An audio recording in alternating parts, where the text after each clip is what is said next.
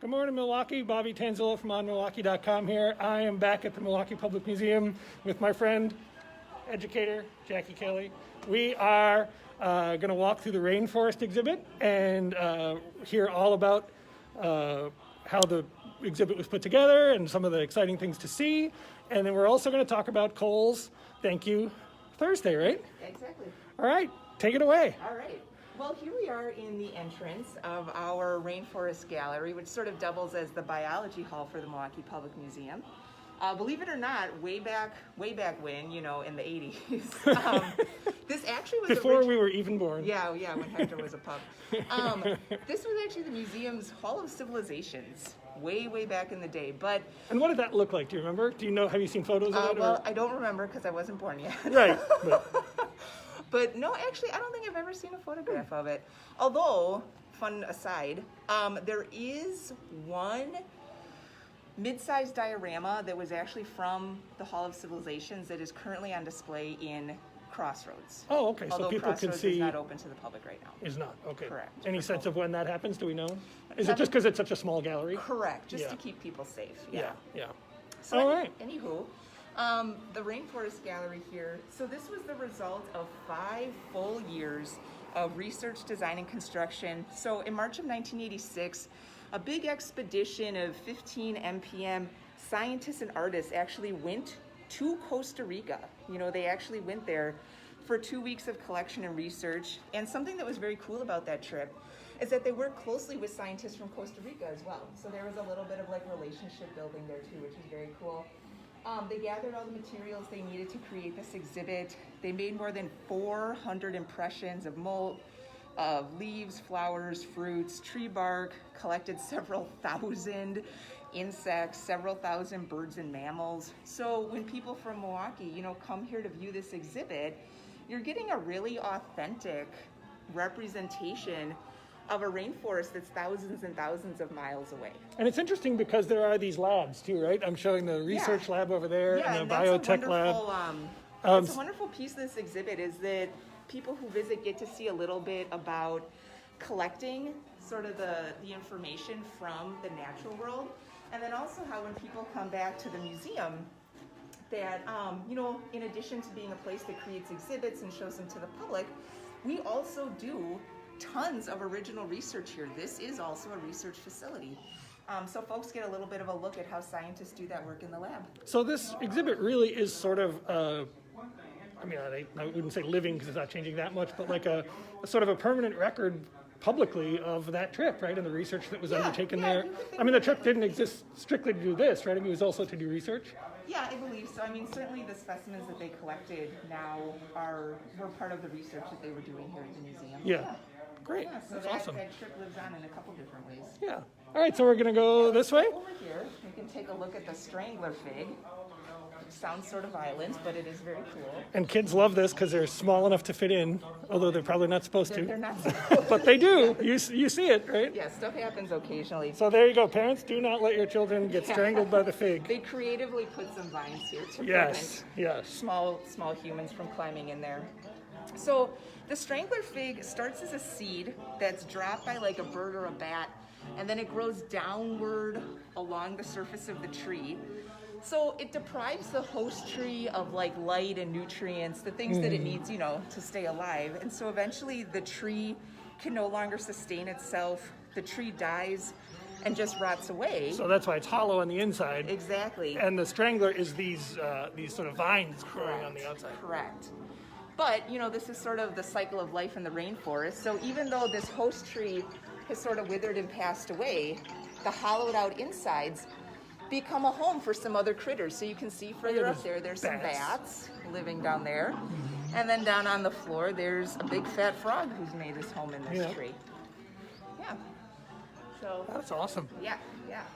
Yes, you know, this is something I've seen a million times with my kids, especially coming here. But, you know, you don't always have the time to stop and read everything, depending on the age of the children. Exactly. So it's nice to get some background on these things that are familiar but unknown, right? Yeah. So this is a pretty big exhibit. So there's really, you know, we're just going to touch on a couple, you know, interesting highlights here. But we are open to the public again, Thursday through Sunday. 10 a.m. to 5 p.m. And you can get all the information you need on our website about any COVID safety protocols. So please do visit us online to get any of that information, to make reservations for your tickets and come and see the rainforest for yourself, because there really is so much to see here. Any sense of what else is closed in the museum beyond Crossroads? Are there other There's a couple other closings? spaces. So currently, the butterfly vivarium, which sure. I know is a huge favorite of the public, but it's just not safe right now. Right, very small. And then actually another, I guess, ironically, huge favorite of the public, candy store and streets. Yes. And that makes sense. It's a pretty small Streets is open, but the candy store is not, Correct. right? Yeah. Yeah. Okay. Yeah. And So- off the top of my head, that's what I can So think. almost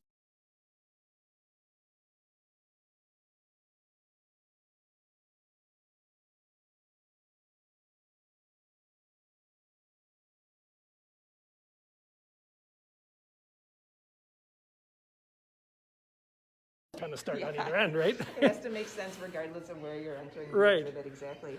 So here we are on the other end now. Yeah. So this is a case that shows us a little bit about the forest floor of the rainforest. So the rainforest actually has 4 distinct layers to it, and what's really interesting, and I think kind of, mind-blowing for people from Wisconsin, is that we think of, and rightly so, Wisconsin is a place with lots of woodlands and big trees and stuff, but the trees that to us are big, like in a Wisconsin sense, are like nothing compared to the big trees in a rainforest sense. So at the top of the rainforest, the emergent layer has some enormous trees that are so big, there's really only 1 or 2 of them in a space as big as a football field. That's how enormous they are. And then the canopy layer has sort of another layer of trees and also has mosses, ferns, bromeliads, lots of animals, monkeys, birds, lizards, orchids, vines, all sorts of stuff. The 3rd level is called the understory, and that's where you finally encounter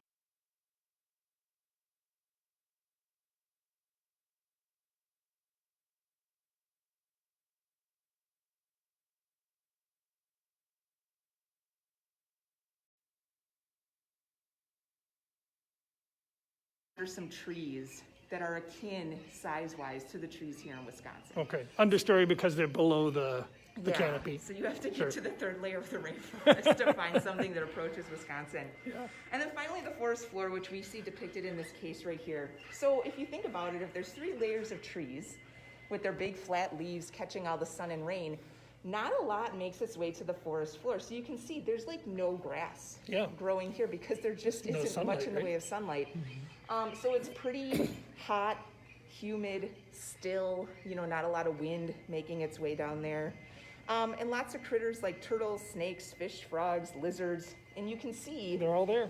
camouflage is the name of the game on the forest floor. So almost everything in here has these different earthy brown tones to their bodies to help keep themselves safe from predators. And then here in this exhibit, we also see a couple snakes. And one of these is a lancehead snake.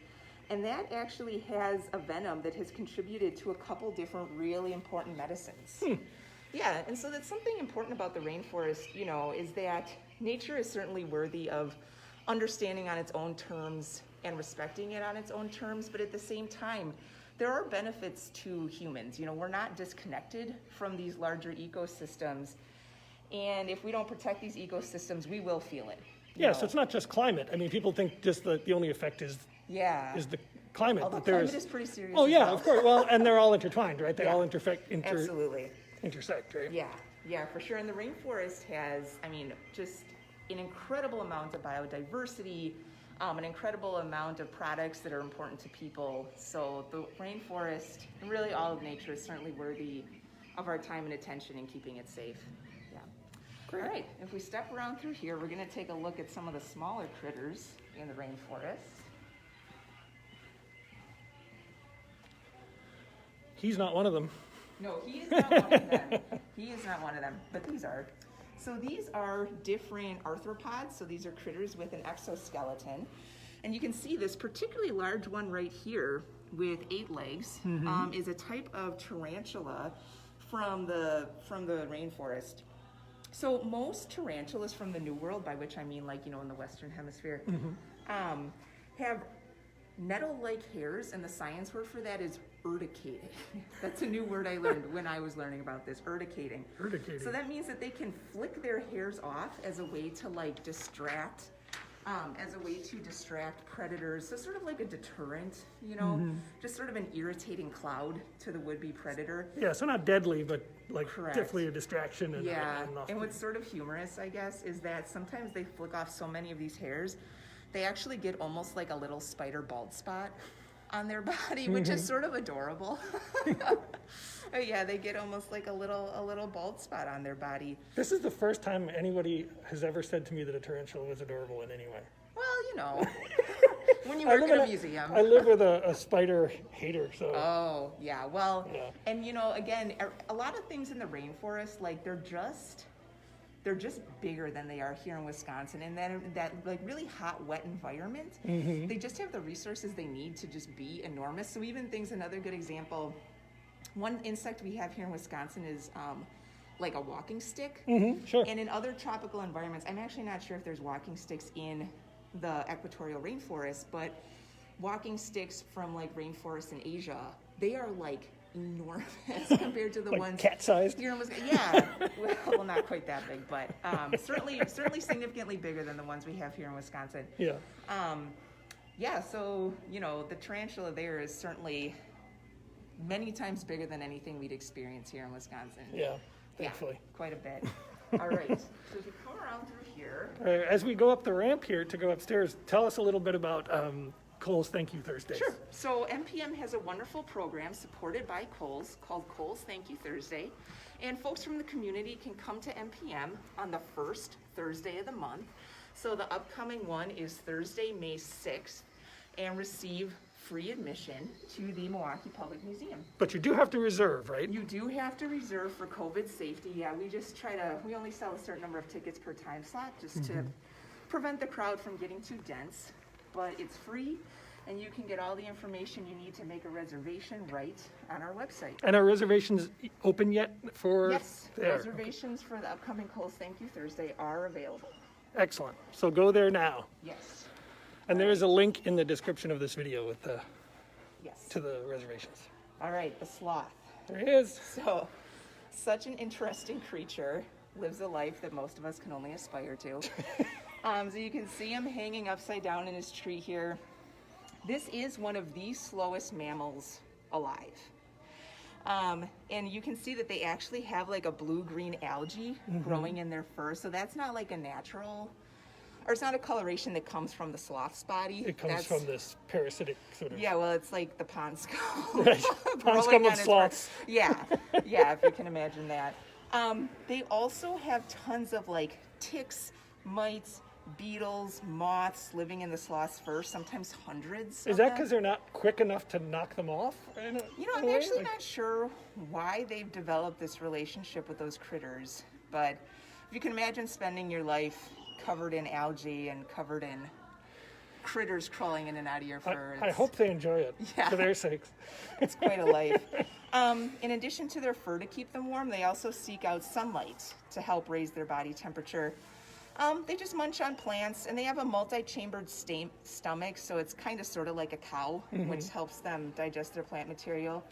They are hunted by jaguars, so they need to be careful to keep themselves safe from the king of the jungle. So in a way, this sort of, the pond scum kind of helps them out because it helps camouflage a little them. bit of camouflage, yeah. And then they also have 9 neck vertebrae instead of only 7. So they have like incredible swiveling abilities in their heads to help them reach around for leaves, which maybe very slowly reach around for leaves. Maybe if they're able to reach their head around further, they don't have to move as far to get the leaves. Right, maybe, right. Yeah. Less effort. An incredible body geared totally for laziness. Yeah. All right. If we come around through here, it is a bit dim up here, but yeah, but if we go to the lighted stuff like this, folks can see. We'll just try and not trip. Yeah. So these are the Scarlet Macaws. And what's really cool about these, so this is a great, exhibit to learn a little bit about a bird that we certainly don't have here in Wisconsin, but it's also an incredible testament to the craftsmanship and the abilities of some of our former museum staff here who made these. So they are really just so incredibly lifelike and beautiful. So these Scarlet Macaws, they have almost no feathers on their face, and they eat probably what you'd expect, you know, a diet of seeds and berries and nuts and stuff like that. What's interesting is that some of those seeds and berries and nuts are actually slightly poisonous. And so the macaw, believe it or not, munches on a specific type of clay that detoxifies whatever poisonous stuff they've been eating. Yeah. That's amazing.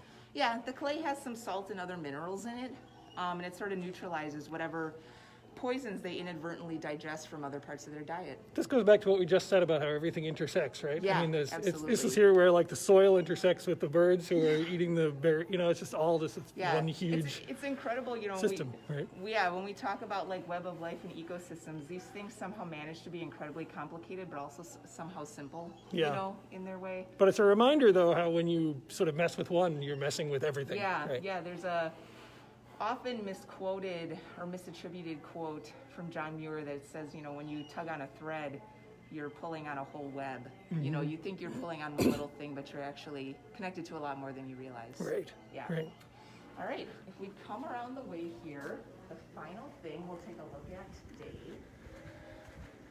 Something every parent and their child probably knows about. Yeah. And there's probably a lot of Milwaukeeans out there who've been startled by this as well. Let's hope he's going to show. He's kind of hiding in the dark a little Yeah, bit. he's but- hiding in the dark.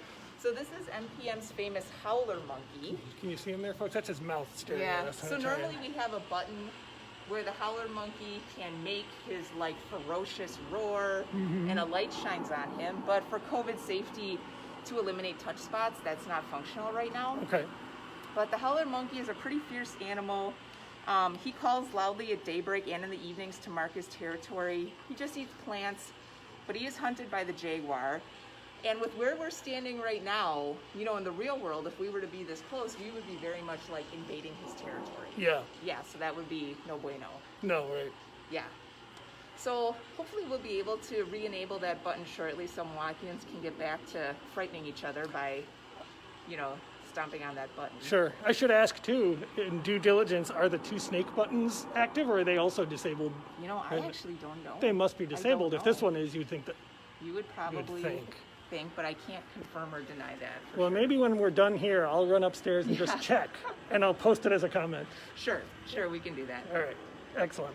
All right. All right, so as we head out, this is good, heading back to where we started, right? Yeah. Do we want to just remind folks one more time about Kohl's Thank You Thursday? Yep, Which is Kohl's- not today, it's Not next today. Thursday. Correct. It's next Thursday, May 6th, supported by Kohl's, 10 a.m. to 5 p.m. The public can come here and enjoy MPM for free, but you do need to go online and make a reservation. Which you can do right now, and the link is in the description of this video to go Yep. make a reservation. Yep. Well, Jackie, thank you so much. This has been great. Yeah, thank you I for think we'll coming. see you again probably next month for another one of these. Yeah. All right. Well, Milwaukee, have a great weekend. Come visit the museum for free next week, and we'll see you next week. Thanks.